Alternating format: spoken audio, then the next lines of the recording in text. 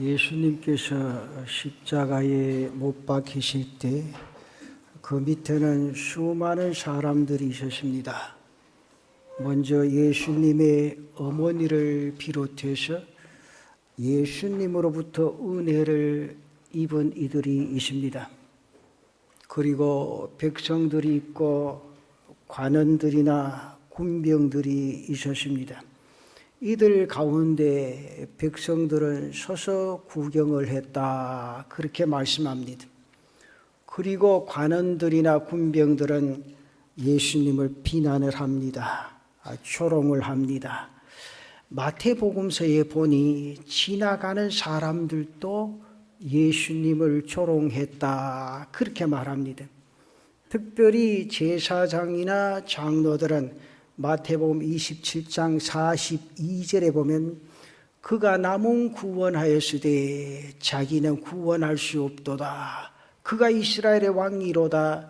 지금 십자가에서 내려올지어다. 그리하면 우리가 믿겠노라. 그렇게 말합니다.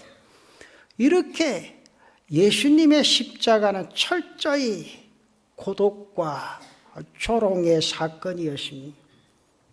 더더욱 그것이 조롱거리가 된 것은 그때 예수님의 십자가 옆에 두 개의 십자가가 더 서 있었다는 겁니다. 오늘 본문에 보니 이 두 사람은 행악자라. 32절 말씀에 또 다른 두 행악자도 사형을 받게 되어 예수와 함께 끌려가니라, 그렇게 말합니다. 마태복음 27장 38절과 마가복음 15장 27절에서는 이들을 강도라, 그렇게 말합니다. 그런데 예수님께서 십자가에 못 박히실 때 이들과 함께 달리시게 됩니다. 포악한 강도들과 함께 죽으셨으니 주님의 대속의 죽음이 폄하되고만 게 된 겁니다. 죄인의 형틀인 십자가에 죽으셨다는 그 자체만으로도 주님의 명예나 권위가 손상되었는데 두 강도와 함께 달리셨다는 것에서 이것은 더더욱 그 권위나 명예가 실추되어 버린 것을 알 수 있습니다. 그래서 예수님은 대속의 사역을 평가절하하는 그런 모습들 가슴에 담는데 예수님의 인간적인 모습만 생각하여 한 선지자로서 한 성인으로서의 생을 그리려고도 합니다. 그러나 믿음으로 보는 사람들은 여기에서 하나님의 비밀, 그 하나님의 메시지가 들어있음을 봅니다. 사람들은 이 비밀을 모릅니다. 하나님의 지혜요, 하나님의 능력임을 모릅니다. 그러나 구원을 얻은 사람은 하나님의 계획하심이나 하나님의 역사를 깨닫게 됩니다. 사랑하는 성도 여러분, 우리는 이 십자가 사건을 통해서 하나님께서 당신의 일을 행하시고 구원의 역사를 계속 이끌어가고 계심을 보게 됩니다. 고난과 십자가, 마지막 죽으시는 그 장소와 만나는 사람들을 통해서 하나님은 구원의 역사를 멈추지 아니하시고 이어가심을 볼 수 있습니다. 오늘 이 시간 우리는 하나님의 그 비밀을 보고 하나님의 그 비밀을 들을 수 있는 복된 시간 되시기를 바랍니다. 그 첫째는 마지막 순간까지 일하시는 주님을 보게 됩니다. 특별히 오늘 말씀을 통해서 하나님 우리에게 몇 가지 사실을 보여주십니다. 주님은 마지막 순간까지, 죽음까지도 사역으로 이어가시는 것을 보게 되어집니다. 사람들은 대체로 마지막 순간이 되어지면 시들시들해집니다. 시작할 때 보면 거창하고 좋은데 마지막 결론은 대충 매듭 지으려고 하는 그런 모습들 종종 보게 됩니다. 파장분일이라는 말이 있지 않습니까? 시작할 때는 온갖 정성과 힘을 다 기울입니다. 준비도 잘합니다. 그러나 끝날 때쯤 되면 시들해지는 그런 모습을 보게 됩니다. 어떤 사람은 다 보지도 아니하고 다 해보지도 아니하고 아예 가버리는 그런 경우도 있습니다. 장사하는 사람들도 또리로 처분해버립니다. 그리고 대충 해놓고 가버리는 그런 모습도 있습니다. 교회 일도 그래요. 시작할 때는 아주 준비도 잘합니다. 정성을 기울입니다. 끝날 때가 되면 파장분위기를 느낄 수가 있습니다. 그런 모습을 보면 자연스럽게 가슴 속에 쓸쓸함이 스며드는 그런 모습이 이어집니다. 이렇게 살다 보니 인생의 마지막 부분에 가서도 그런 의식 가운데 스며들고 빠져들기가 쉽습니다. 그래서 노년에 이르게 되면 대충 살게 되어지는 그런 모습들도 느낍니다. 그러나 하나님은 마지막 부분까지도 계획을 차근차근 실행해 가시고 계십니다. 수치를 당하고 오역을 뒤집어 쓰는 순간이지만 그 순간까지도 일을 멈추지 아니하시고 계속 진행하시고 메시지를 쉬지 않습니다. 이것이 하나님의 일입니다. 이 모습이 바로 하나님의 모습이라는 겁니다. 오늘 본문에는 십자가를 지시는 것만이 아니라 특별히 두 강도의 이야기도 여기 나타나 있습니다. 다른 복음서에 비하면 두 강도의 이야기가 비교적 자세하게 기록이 되어져 있습니다. 오늘 우리는 본 두 강도는 내려오는 이야기에 의하면 사촌 형제지간이라 그렇게 글을 써놓으신 분들이 많습니다. 그들의 이름은 다이스마스와 가이스마스라 그렇게 합니다. 이 두 사람은 성격이 포악한 사람입니다. 그래서 많은 사람들을 희생시켰습니다.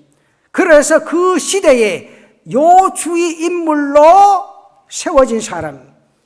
수배자로 있다가 붙잡혀 사형을 당하게 된 것이라 그렇게 기록이 되어 있습니다.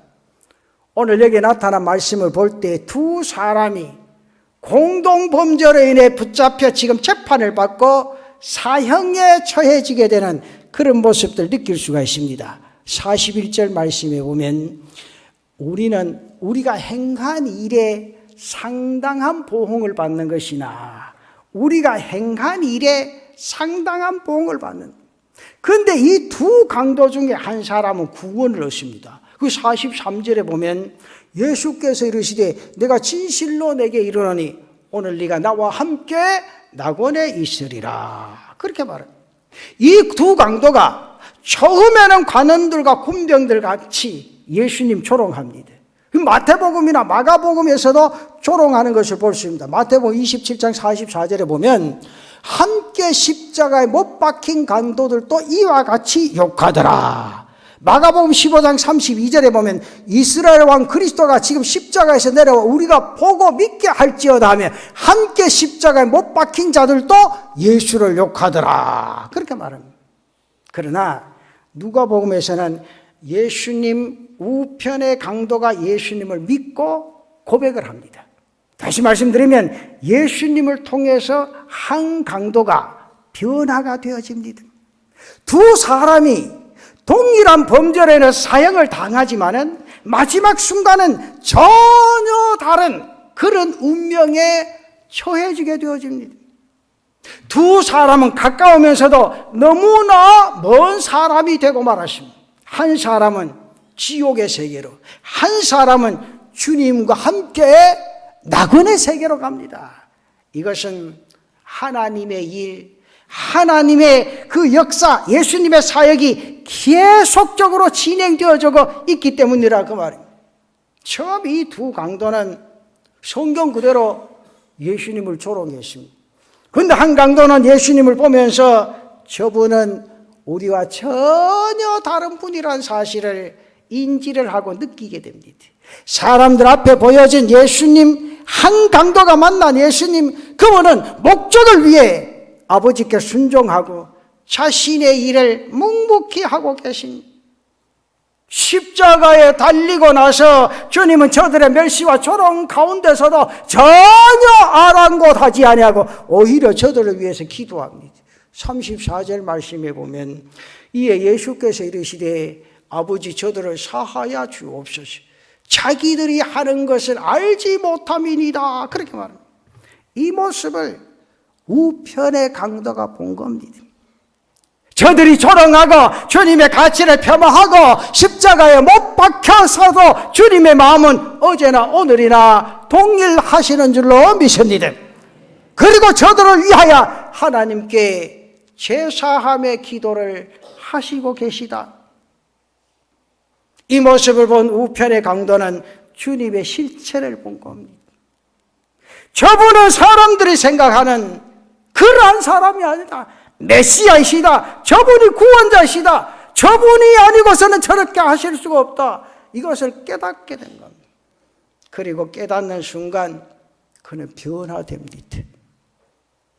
그의 생각이나 삶이 달라지게 됩니다. 저는 그렇게 생각합니다. 그리스도를 만나는 사람은 변화가 이루어져야 된다. 변화. 오늘 성찬 예식이 있습니다. 주님의 살과 피를 받을 때 여러분 생각이 달라지고 여러분의 삶의 변화가 역사에 있으시기를 축원합니다. 세상이요 사람을 변화시키지 못합니다.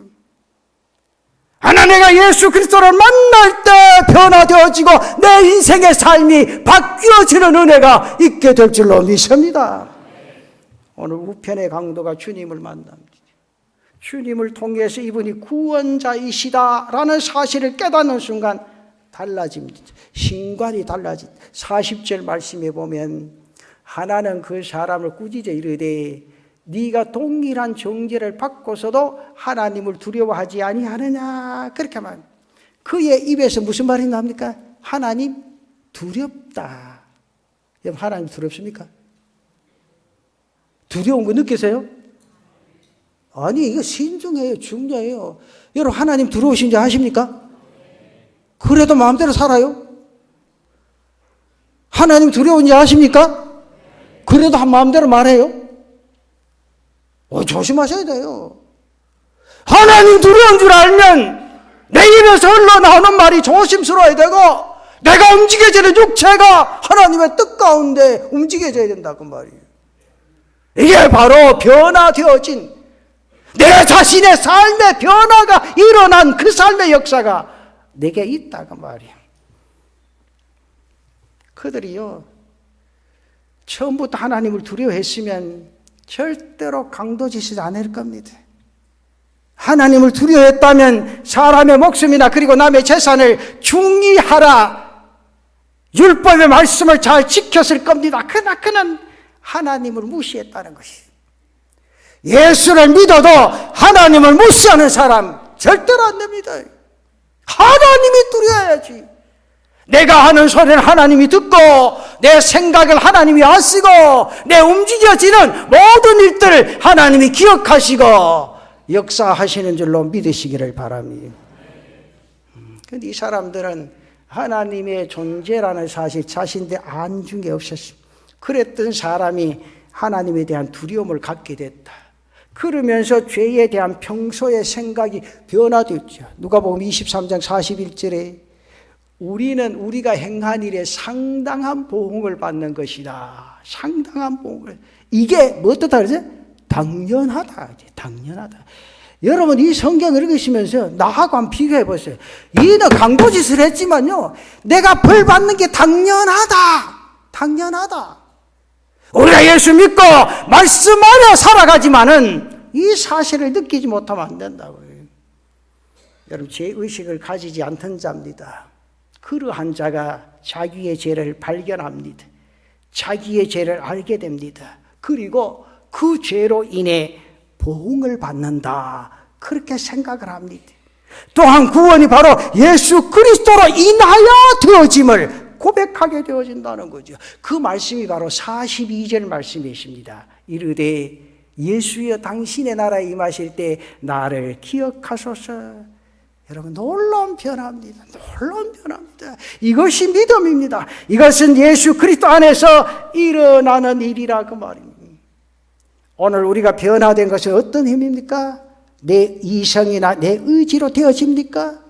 내 지식이나 감정이나 의지 안에서 주님께서 들어오셔야 변화의 삶의 역사를 이루어가는 은혜가 있게 될 줄로 믿습니다. 주님께서 들어오셔서 자리 잡으실 때 내 자신의 삶이 변화되어지고 생각이 달라지게 된다 그 말입니다. 그러면서 계속 바뀌어지는 역사가 있게 되어진다. 주님 중심으로, 주님 가치로 변화되어지는 이것이 바로 성화의 신앙생활입니다. 어떤 분들 그렇지? 목사님이 했습니다. 나 그렇게 살 수 있지. 그거 안 믿었으면 그 사람 어떤 사람 됐겠노? 그러나 천국 갈 때까지 변화되어지는 성화의 삶의 역사가 이루어져야 된다. 여러분, 변화가 없는 신앙은요, 죽은 신앙입니다. 여러분, 집에 비가 왔을 때 물 한 분이 고이도로 놔둬봤어요? 고이물은요, 순식간에 버려집니다. 썩어서요, 냄새날 수밖에 없어요. 열매 맺지 못하는 나무는요, 언젠가는 잘라지고 맙니다. 변화가 없는 신앙도 생명을 잃어버리고 맙니다. 나 사랑하는 성도 여러분, 여러분 안에 변화가 있음에 날마다 감사하는 성도들 되시기를 축원합니다. 특별히 우리가 주님을 알고 주님과 함께 살 수 있는 것에 그 은혜에 감사해보자 그 말입니다. 우편강도는 주님을 보고 믿음으로 그 생각이 변화하기 시작되어졌다. 그리고 주님 앞에 고백했다.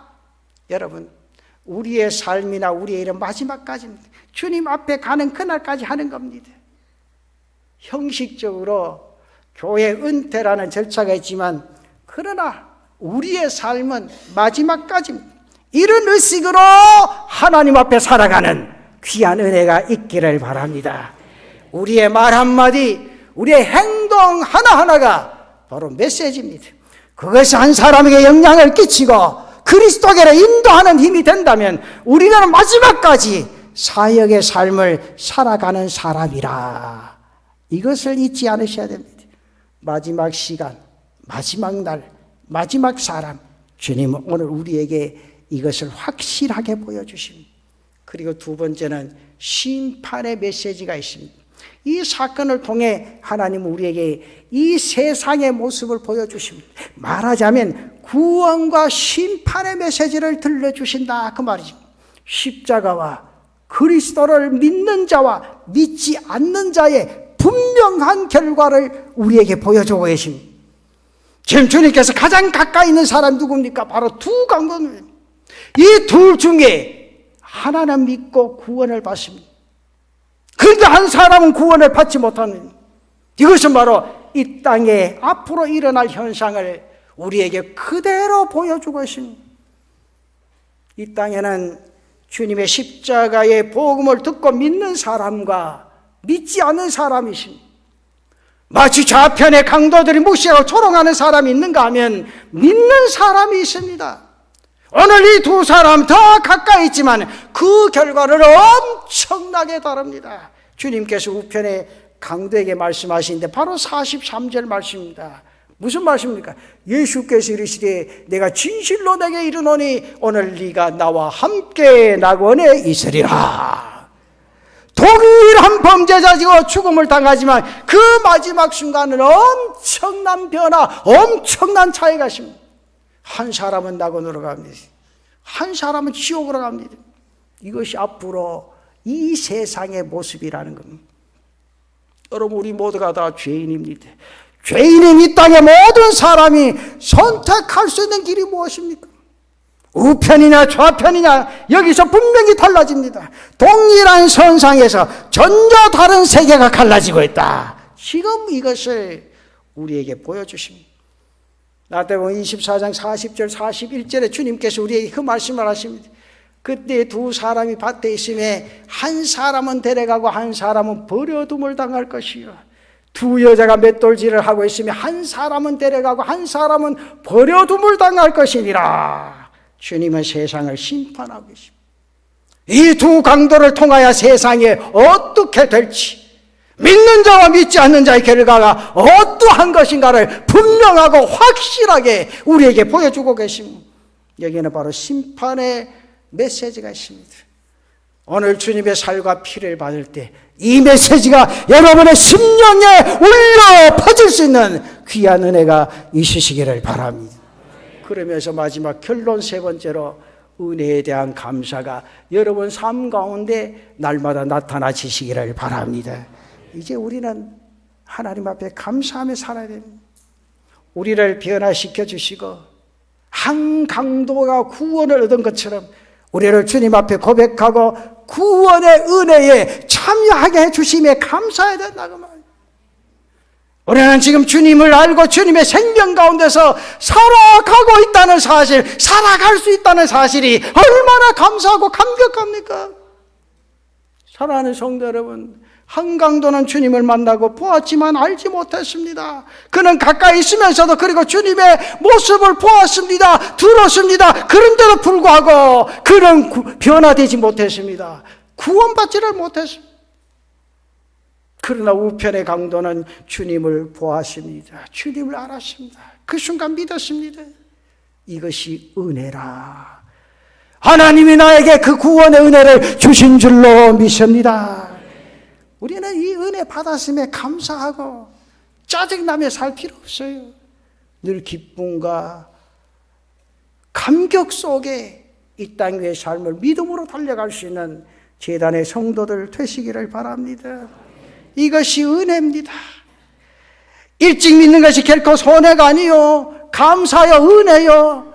이 순간도 주 앞에 제단에 와 예배 드리고 그리스도의 사랑 안에 거한다는 이 사실, 가장 감사하고 감격하는 그런 삶의 역사를 이루어갈 수 있는 귀한 은혜가 있으시기를 바랍니다. 오순절 성령 강림 때 사도들이 말씀을 전할 때 어떤 사람은 하나님의 큰 일을 보았노라, 놀라운 사람이 있었습니다. 그런가 하면 어떤 사람은 세술에 취했노라 조롱하는 사람들도 있습니다. 어느 마음이 은혜의 마음입니까? 사랑하는 제단의 성도 여러분, 우리에게 반대자가 아니고 거부자가 아니라 은혜로 하나님을 알고 믿게 해주신 그 하나님의 그 모습에, 그 은혜에 날마다 감사하며 살아갈 수 있는 귀한 성도들 주시기를 바랍니다. 주시는 은혜가 은혜입니다. 감사하십시오.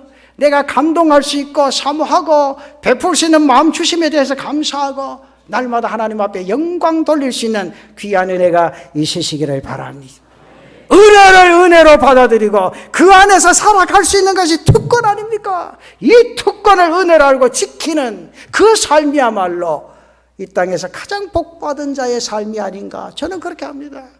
오늘 이 말씀 가슴속 깊이 간직하고 이제 주님의 살과 피를 받을 때, 하나님이여 내 생각을 바로 갖게 해 주옵소서, 내 모습을 바로 세워 주옵소서, 주님의 그 사랑 안에 거할 수 있는 삶의 역사가 나타나질 수 있도록 도와주옵소서.